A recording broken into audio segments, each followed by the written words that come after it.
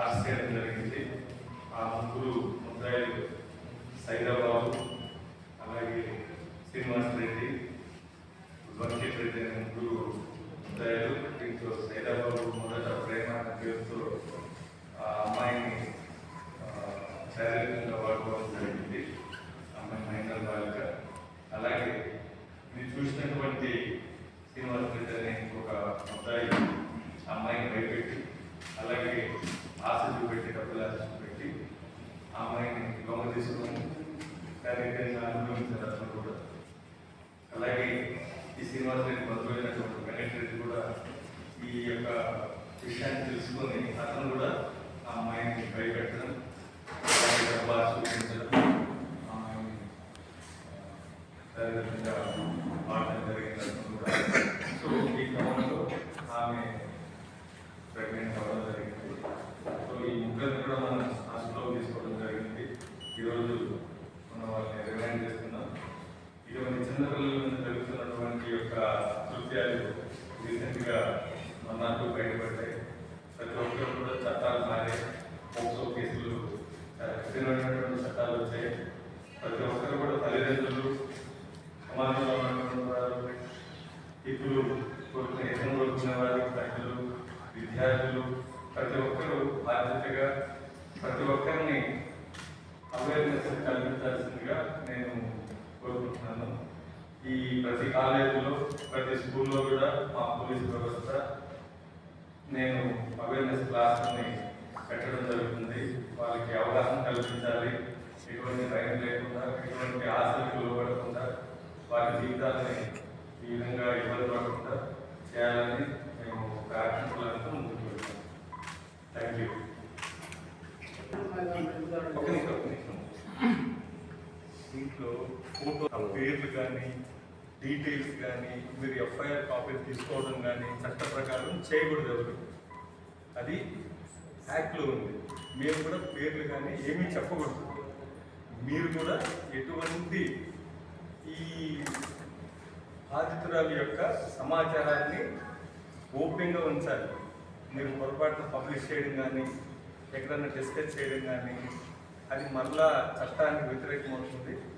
పేర్లు కానీ, అడ్రస్లు కానీ ఏది బయట రాదు.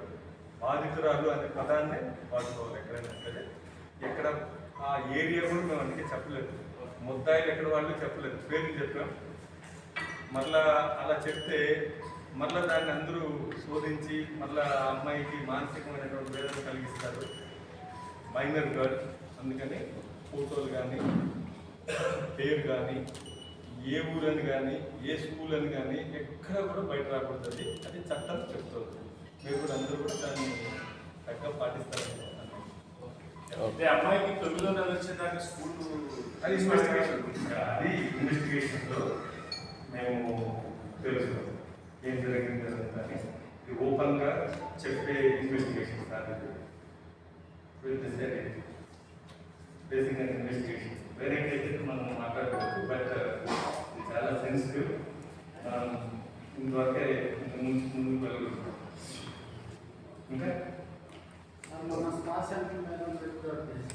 స్పెషల్ క్యాంప్ చేద్దాం. ఎప్పుడు అవసరమైనప్పుడు చేస్తుంటారు. ప్రతిరోజు చేయాల్సిన అవసరం లేదు. వేరే వేరే సబ్జెక్టులు ఉన్నాయి, అన్నీ చేద్దాం. ఎప్పుడు ఇలాంటి ఇష్యూస్ వస్తుంటాయో రైడ్ చేస్తుంటాం. అవసరమైతే ఎప్పుడు అవసరమైతే అప్పుడు చేస్తుంటాం. ఇంకొకటి పబ్లిక్ ఒంగోలు, ప్రకాశం జిల్లా ప్రజలకు నేను కోరుకునేది ఏంటంటే, ఈ ట్రాఫిక్ బాగుంది. ఒంగోలు టౌన్లో 2 దిద్దుబాటు చర్యలు చేపట్టడం జరిగింది. అలాగే యూత్ ఈ హాస్టల్స్ దగ్గర సైరన్లు అన్నీ కూడా డిఫరెంట్గా సైలెన్సర్లు తీసుకొని తిరుగుతున్నారు. ఈ హాస్టల్ చుట్టూ చక్కర్లు కొట్టడం, ఈ బైబ్రాలు గురి చేయడం జరుగుతుంది. వన్ వే ట్రాఫిక్లో ఆపోజిట్ రావడం, బండ్లు ఎక్కడంటే పెట్టడం జరుగుతుంది. వాళ్ళ మీద మీరే చూస్తారు ఎటువంటి చర్యలు రేపు నుంచి ఆల్రెడీ స్టార్ట్ చేస్తాం. వాళ్ళకి పేరెంట్స్ని పిలిపిస్తాం. ఇక్కడ వాళ్ళకి కౌన్సిలింగ్ ఉంటుంది, విద్యార్థులకు కౌన్సిలింగ్ ఉంటుంది. నంబర్ ప్లేట్ తాలూకా, ఆ తాలూకా, ఈ తాలూకా, ఎస్పీ గారి తాలూకా అని రాష్ట్రం జరుగుతున్నారు. ఎవరు తాలూకా ఏం లేదు. ఇదంతా number plate Indian government decide చేసినటువంటి బాండ్లోనే ఉన్నది. అలాగే ఈ స్టిక్కరింగ్ చేసే వాళ్ళకి చెప్పాం, ఈ సైలెన్సర్లు అన్నీ వాళ్ళకి చెప్పాము. మెకానికల్ కూడా మళ్ళీ ఆల్రెడీ నోటీస్ ఇవ్వడం జరిగింది. ఇవన్నీ మళ్ళీ ఎక్కడన్నా మేము ఇక చూసామంటే వాళ్ళ పక్క కేసులు కట్టాము. చట్ట ప్రకారం కేసులు కట్టి వాళ్ళని అరెస్ట్ చేయాల్సి ఉంటుంది. అందరూ కూడా జాగ్రత్తగా చట్టం ఏం చెప్పిందో ఆ నంబర్ ప్లేట్లు వేసుకోవాలి. రేపు ఒక యాక్సిడెంట్ అయినా బండి లాస్ అయినా నంబర్ ప్లేట్లతోనే మనం ఏదైనా ఐడెంటిఫై చేయగలుగుతాం. ఒక వ్యక్తికి యాక్సిడెంట్ చేసి వెళ్ళిపోతే నంబర్ ప్లేట్ సరిగా లేకపోతే అది ఐడెంటిఫై కూడా కాదు. అందుకని ప్రతి ఒక్కరు ఒక రెస్పాన్సిబిలిటీ తీసుకోవాలి. ఈ సైలెన్సర్లు కూడా మోడిఫైడ్ సైలెన్సర్లు పెట్టారు. ఇది చిన్నపిల్లలకి ఏజ్ ఉన్న వాళ్ళకి ఆ సౌండ్ వల్ల చాలా ముందే ధర వస్తుందని చాలా మంది అది టెక్నికల్గా ప్రూవ్ అయింది. అలాగే చాలా డేంజర్ కూడా అది. చాలా పొల్యూషన్, నాయిస్ పొల్యూషన్ ఉంటుంది. ఒక భయానకమైనటువంటి సిచ్యువేషన్ సడన్గా వేయడం వల్ల నేను వార్నింగ్ ఇస్తున్నాను. ఈ వార్నింగ్ తీసుకొని జాగ్రత్త పడండి, లేదంటే చట్టానికి మీరు బాధ్యులు అవుతారు. Thank you.